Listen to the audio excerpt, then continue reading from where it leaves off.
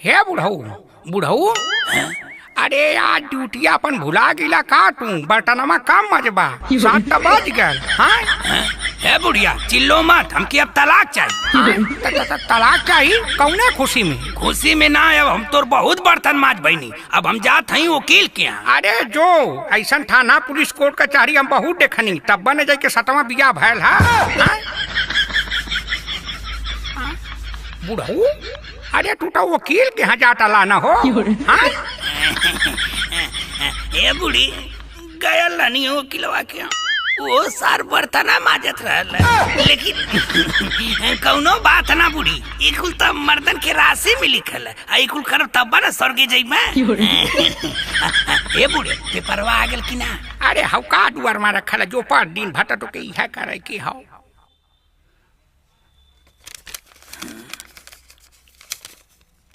पतनी फेंको लैला लाओ,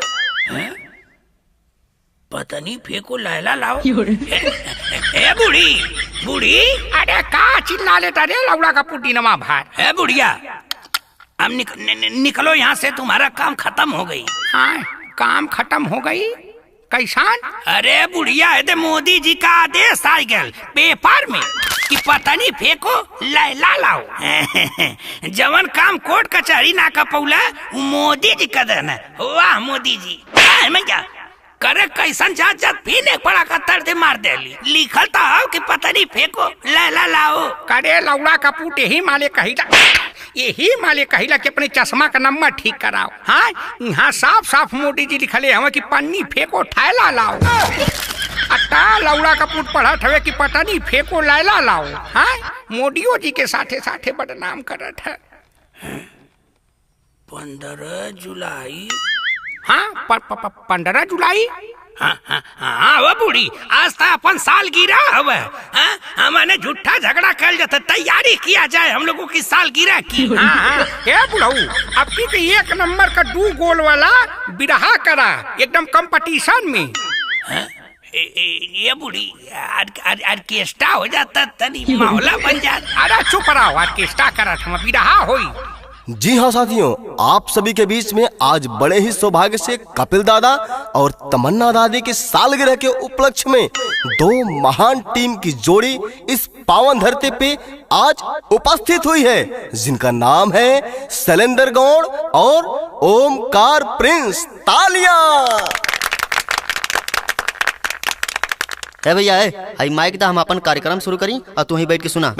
माइक दा चलाखे के पहुंच बल हवा, इतना बड़ा बड़ा कार्यक्रम हम करती, विजयलाल यादव के संगे हम जाते थे, शुरुआत हम करती, बड़का गवैया का पहुंच बल तू शुरू करबा। अरे मर्दवा एकदम लड़ा बा का हवा का, तनी पंचो न समझावा होई कैसे बात करत हम। ए बाबू बिरहा दंगल का नाम सुनले हवा, ओकर हम जज रह चुकल है। माइक दा मर्दवा कि अब सवरिया रगुइया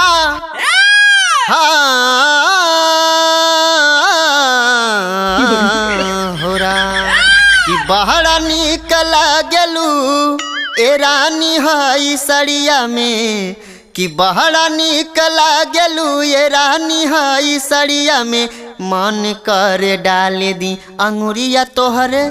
आय माई हे बाऊ रहा दे पे गावे कि तो से बड़ा उम्मीद कैले रहनी है कि एक से बढ़ के एक कांड गई बेटा, दया लगा कांड पकड़ ले। अरे दादी औरतिया हाड़िया में गुड़ लेके जाती रहा लिया, तुहा लड़कवा अंगुरिया डार डार चाटत रहल है, तू अर्थ का अनर्थ समझ लालू। अरे बाऊ बड़ा डेंजर सुना दे हे बाऊ, तंटा स्टार्ट करता बहन मन माफी कुछ मिलल ना, तंटा सुनावता। अरे दादी हम तो पहले ही कहने कि हमके गावे दा, लेकिन हमार कहा के सुने। ए बाऊ दुर्ग विजय तनी उसे 2 पत्ती बढ़ा के बजाओ तो बाऊ कुछ माहौल बने। बाऊजी तनी तैयार रहिया, तोहरे खातिर कहे के बा कैसे।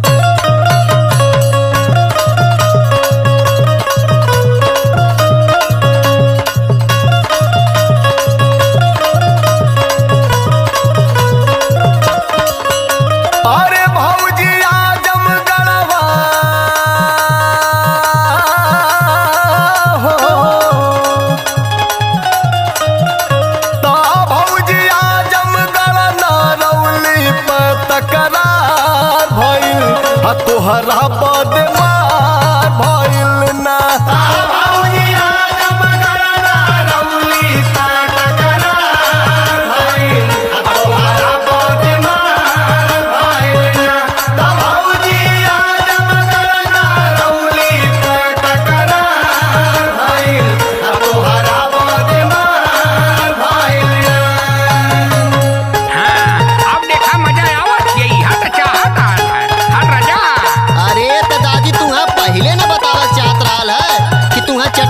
पसंद है। अब बिरहा का नाम दे के बजवाओ तू रंगा रंग भोजपुरी तो मजा तो अइबे करी ना। अरे तुम्हार दवाई है तो तू के गावत चाहता है ना, अंडा का बंद गाता ला, मत चुरकिया खड़ी हो गई मौका पे।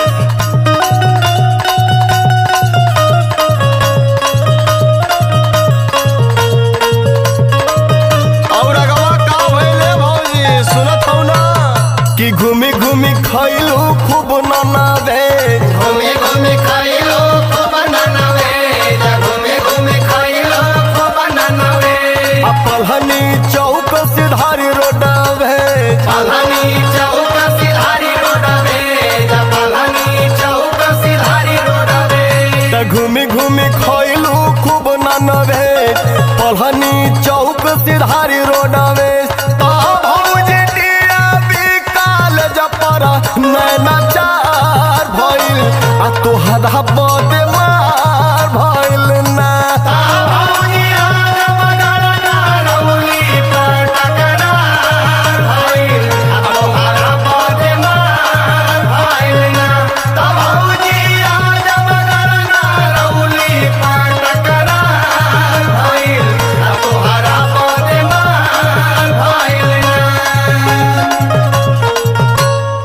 ओमकार भैया बिरहा का नाम लेके भोजपुरी गावत हवा, लेकिन कहा के ना चाही बिरहा की इज्जत लेत हवा। अरे बिरहा कैसे गावल जाला आवा हम बताओ थी सुना। ए बाबू आज हम आप लोगों के ऐसा बिरहा सुनाई जेकि आप लोग अपने देश में का विदेश में भी ना सुनले हुई हैं। देखी भैया मतारी गरीबी में अपने दोनों लड़का का पालन पोषण करत पाए भैया। एक का नाम है अकाटू और एक का नाम है बकाटू। बैगन धीरे धीरे समय बीतल बा ये भैया, भगवान वह दोनों लड़का के ऊपर से बाप का साया छीन रहे बाबू। और मतारी अपने दोनों लड़का के गरीबी में कैसो न कैसो जियावत बा ये भैया। केहू के घर में जाके चूल्हा चौकी कई के कैसो अपने लड़कन के जियावत बा ये भैया। एगो दुख तो रह बकेले बाबू, तबले भगवान करे बड़का लड़का के छीन के दुख का पहाड़ दे दे भैया।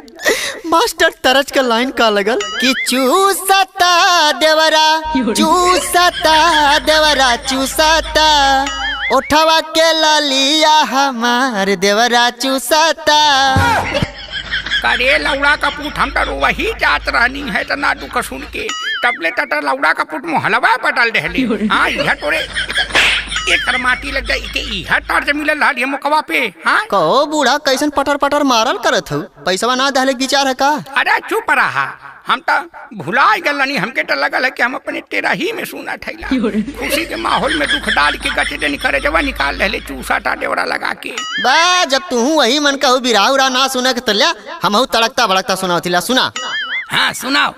औरतिया अपने सहेलिया से काले बा कैसे सैया जी के दी हल्का नेका काना बलिया, देवरू के दी हल हलाल उठला लिया।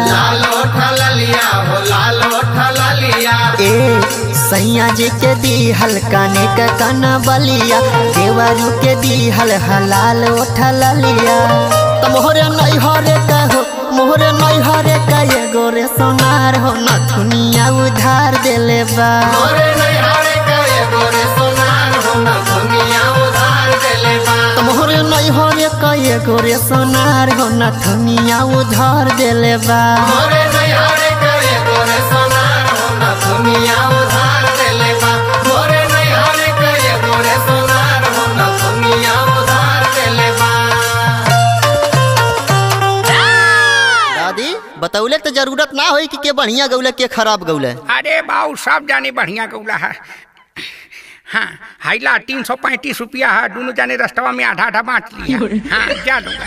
अरे दादी पगलाई लो 335 का हिसाबवा कैसे हुई? अरे चुटिया का पेड़ा हवा 35 रुपया खा लिया लोगन मिल बांट के और 150 रुपया लोगन बांट लिया। हाँ सही कहलू। चलो अपन बोरिया बिस्तर बनाओ, चलो चलल जाए।